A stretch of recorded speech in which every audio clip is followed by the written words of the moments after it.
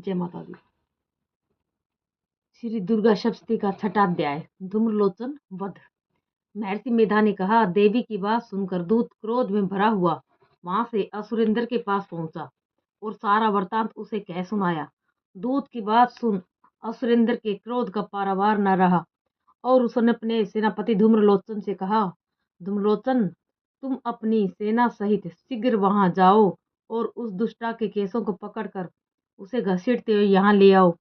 यदि उसकी रक्षा के लिए कोई दूसरा खड़ा हो, चाहे वे देवता, यक्ष अथवा गंधर्व ही क्यों न हो, उसको तुम अवश्य मार डालना।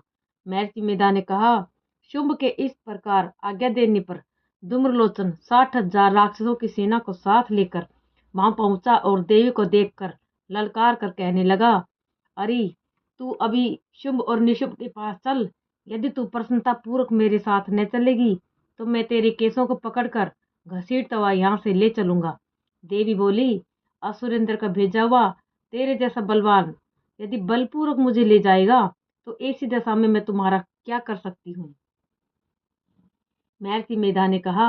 ऐसा कहने पर धूम्रलोचन उसकी ओर लपका, किंतु देवी ने उसे अपनी हुंकार से ही भस्म कर डाला।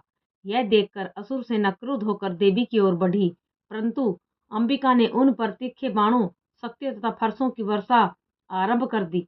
इतने में देवी का वाहन भी अपनी गिरिवा के बालों को झटकता हुआ और बड़ा भारी शब्द करता हुआ असुर सेना में कूद पड़ा।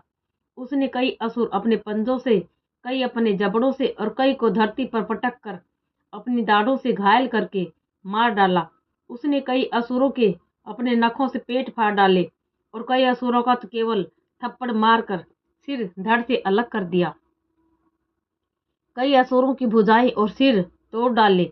गर्दन के बालों को हिलाते हुए उसने कई असुरों को पकड़कर उनके पेट फाड़कर उनका रक्त पी डाला। इस प्रकार देवी के उस महाबलवान सिंह ने क्षण भर में असुर सेना को समाप्त कर दिया। शुंभ ने जब यह सुना कि देवी ने धूम्रलोचन असुर को मार डाला है और उसके सिंह ने सारी सेना का संहार कर डाला है, तब उसको बड़ा क्रोध आया। उसके मारे क्रोध के होंठ फड़कने लगे और उसने चंड तथा मुंड नामक महाअसुरों को आज्ञा दी, हे चंड, हे मुंड, तुम अपने साथ एक बड़ी सेना लेकर वहां जाओ और उस देवी के बाल पकड़कर उसे बांधकर तुरंत यहाँ ले आओ।